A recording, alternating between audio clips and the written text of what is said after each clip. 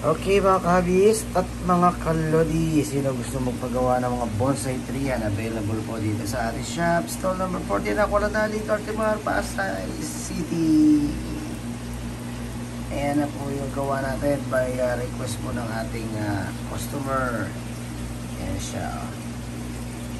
Katatapos ko lang po. So, sino man ang gusto magpagawa sa inyo dyan, ayan. I-message nyo lang po ako sa personal messenger Pink Imson ha. PM nyo lang po ako. Okay. Ito po yung isa nating gawa. Ayan o. Simple lang. Ayan. Oh, dahil balahibo ng pusa ko yan. Sa pusa ko yan. So itong mga kulay black na to, ito po yung lalagyan natin ng mga Christmas moss. Ayan siya ha.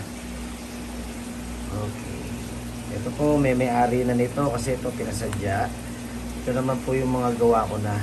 Nag-iisa na lang siya kasi nabili na po yung iba. Ano po ha, direct PM nyo lamang po sa akin personal FB Messenger Ping Imson ha. Doon po tayo mag-chat ha, para po sa iba pang karagdagang informasyon. Okay, maraming salamat po. So, dito po sa stall number 14 ha, Aqualanali, Cartimar, Pasay City. Bali po sa mga hindi pa po nakakaalam at nakakaintindi, ito pong bonsai tree na ginagawa namin na DIY. Ito po ay ginagamit pang decoration po sa ating aquascaping, sa aquarium. Okay, yan po siya ha. Bali yung kulay black na biofoam na yan, lalagyan po natin yan ng buhay na Christmas moss. So dito yan sa black na foam yan, dito yan sa baba ko yan, yung foam na yan. So lalagyan natin yan ng Christmas moss, tatali natin yan. Pagka po yung Christmas moss na yan ay nabuhay po, nag long hair, magiging mukhang natural bonsai tree na po ito na mukhang totoo dyan sa inyong aquarium ha. So ito po yung pinande-decorate po ha. Okay, at ito po yung isang bonsai tree na nagawa natin at marami pa po tayong ibang gagawin. Ayan. Kaya kung sino po gusto magkaroon ng bonsai tree sa inyong aquarium, yan, PM nyo lamang po ako direct sa aking personal messenger Ping Imson ha. So ito po yung ating mga mga tinatawag na tweety wood. Ayan, ito po yung mga tweety wood natin na ginagamit para dyan sa paggawa ng DIY bonsai tree. Yan, isang sako po yan. Alright, so yan, magandang gabi po sa inyo lahat. So see you, kita po tayo sa ating shop. Okay, ulitin ko ha, stall number 14, Aqualanali, Cartimar, Pasay City. Kung gusto nyo po ako i-PM or maka-chat for more information ha, bali dito po tayo sa aking personal messenger Ping Imson. Yan, direct PM nyo lamang po ako, makaka-chat nyo na po ako. Yan mga kahabis at mga kalodi, yan, ito yung bonsai tree natin, nilalagyan na natin ng Christmas moss. Okay, ang paglagay po ng Christmas moss sa ibabaw ng biofoam filter, 1 layer lang dapat ha. Tapos tatalian natin ng sinulid.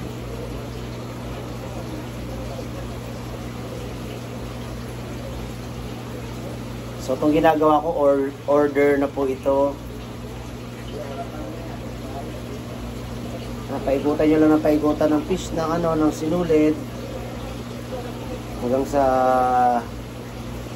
lahat mapaikutan nyo na. Alalay lang yan, huwag nyo didiinan kasi pag dinidiinan ko napipisak yung foam, so madedeform, pangit tingnan.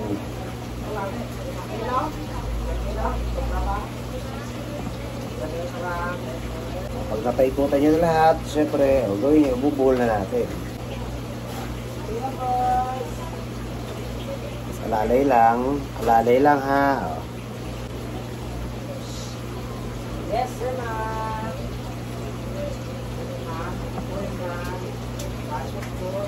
Tip naman nito. Una na ako. Okay. So ito po yung Christmas moss natin at ito, yan, 1 layer lang Tapos patong nyo na po sa ibabaw. Ayan. Hanggang sa mapuno natin yung ibabaw nito ha. Ganun po yung paglalagay ha. Hi ma'am, hi sir. Kamusta po? How are you sir? Ayos lang.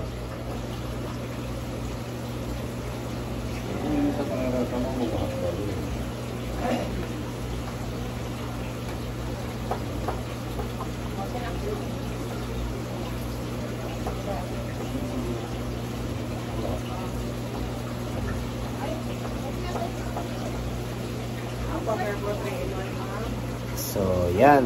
Mga kadis at mga kalodi. Yan, puno na po siya. So, ganito po mag-iitsura niya. Oh. Ayan, natabunan na siya. Okay, tapos tatali po natin ulit yan. So, ganun lang po kadali. Paulit-ulit lang naman, ha? Okay, mga kahagis at mga kalodi. Ito na po yung bonsai tree namin na natapos ko na po. Yan siya, oh. Yan. So, I hope nagustuhan niyo po. Okay.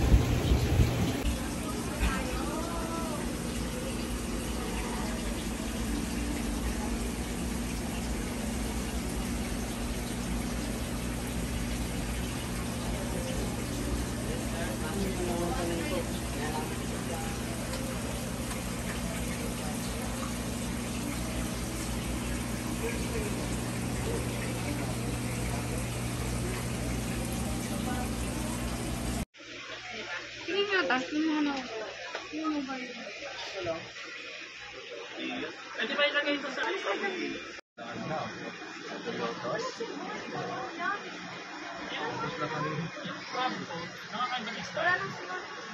ang crab sa ilalim na siya.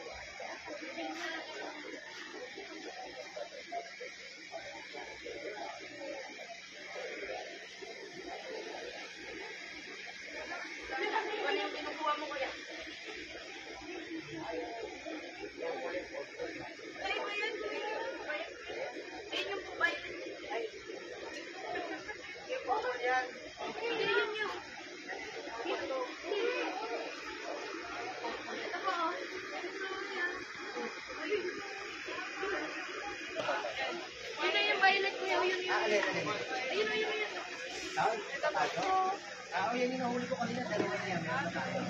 Ito, itong bahay. Ito yung bahay. Ha? No? Wala. Send ko sa'yo to ah. Ay, maraming salamat ang boss. Para may dagdag mo to sa alam mo. Thank you, boss.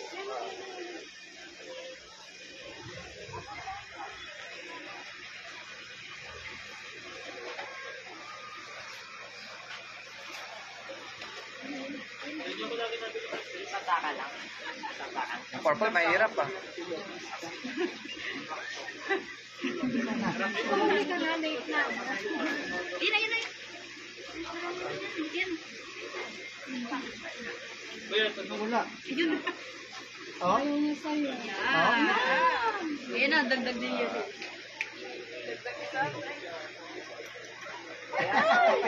Purple yun eh. Kaya magandang sabi.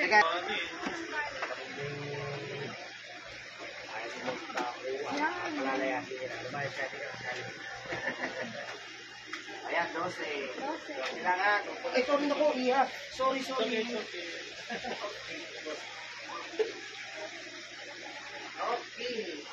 Ilan? Boss, salamat ha. Okay, thank you. Kasi nakumpleto lahat ang dala nyo. Ay, mga kailangan nyo. Thank you, boss. Ayan. Iyan ako sa ito para dagdag sa alam. Thank you, Para ano, siyempre tropa tayo eh. Hindi thank you. pwede eh. Napanood ko kanina lang, kaya pagtingin ko takbo nga ako ng Cartimar. Yun, sige, yan ako muna sa Posing yung magandang kondisyon na gapi natin. Yung babae, Tatlong araw ng Biyernes, Sabado, Linggo. Pero pagdating ng weekdays, yun na.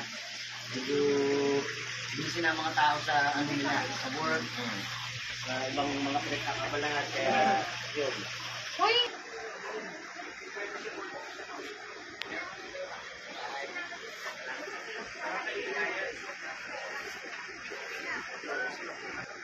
Para din sila mahawa.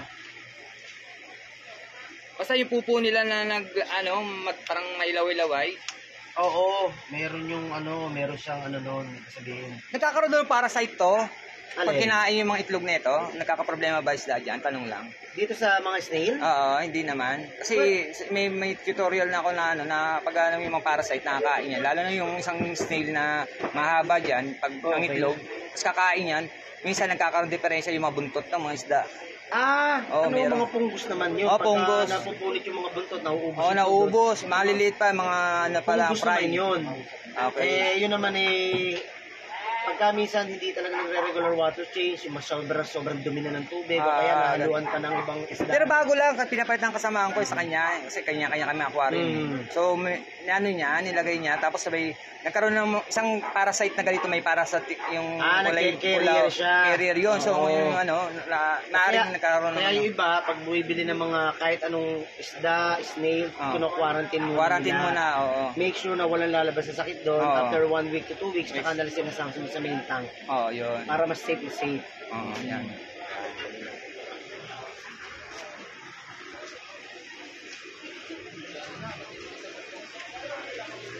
Tapos pati baby. Oo. Palak ng baby doon.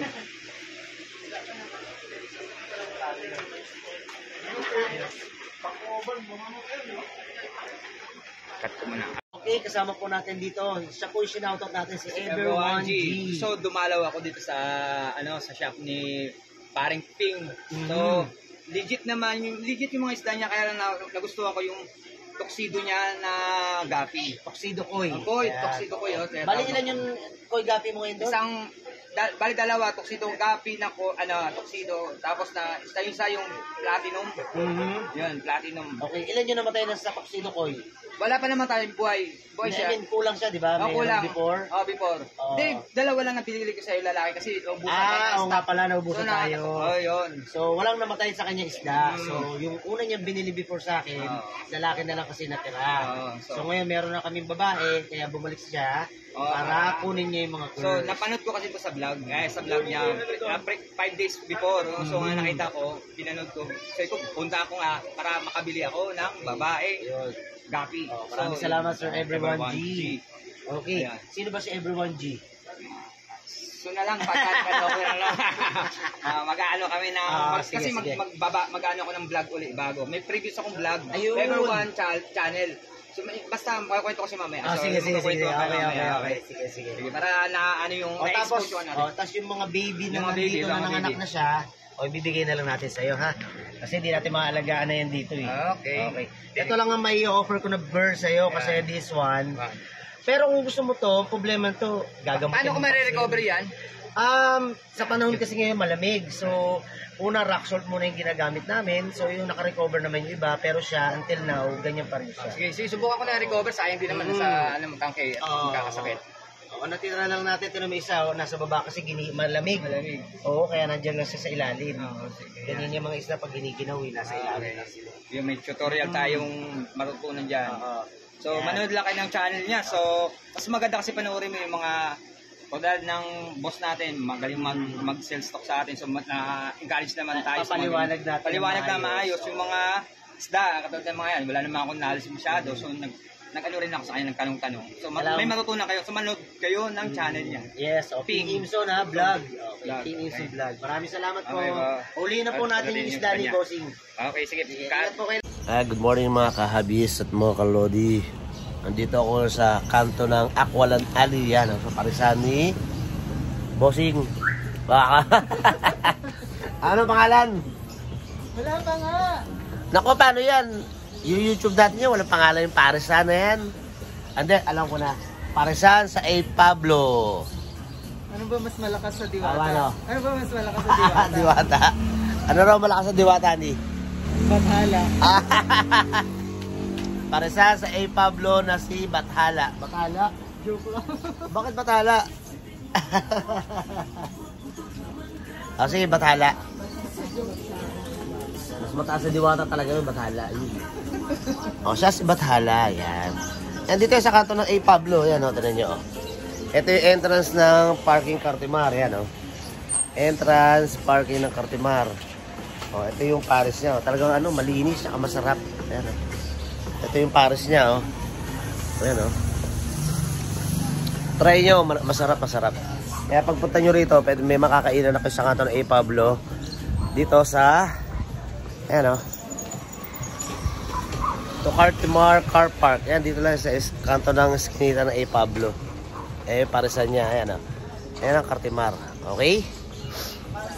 So, may makakainan na kayo rito. Magkano yung isang pares natin? Ano, bathala? 60 pesos lang ang isang pares. Yung mami magkano? 35. Mami 35. So shoot na shoot sa budget. Masarap siya, masarap. Masarap, di ba, pare? Ayan o. Suki yan dito. Kain niya rito sa Bathala. Bathala, Parisan.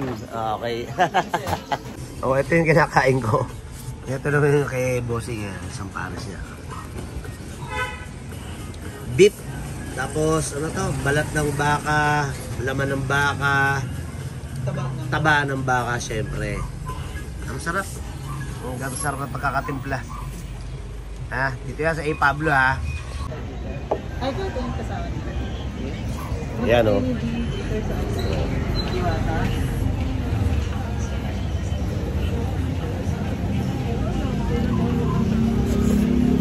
Isang araw.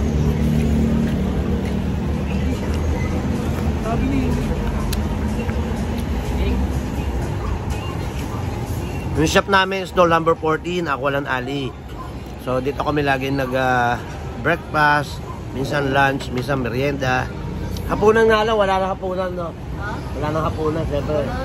Hanggang merienda lang. Kasi busog ka na sa merienda. Bulog ka na kay Bathala. Tagalin mo yung maskara mo. Tayo mo. Ganun talaga mga Bathala, hindi nagpapakita. Shoutout sa... Shoutout tayo. Shoutout kay Barangay Captain. Jane, yan. Barangay Captain Santiago. Shoutout po sa... sa Barangay A. Pablo. Yan. Wala na? Thank you. Ito na ha, Bathala, Yan o. Yan o. Laging bagong luto yan. Yes, walang frozen, tsaka walang iniinit kasi laging bus. Bagong katay yan pala. Everyday bago. Ito yung mami niya, Yan. Tapos ito yung kanin. Yan. So dito lang yan sa kanto ng A. Pablo. Dito sa corner A. Luna, no? Sa A. Luna. Pakita mo sa bago, bagong kulo. Yun, no? Yan.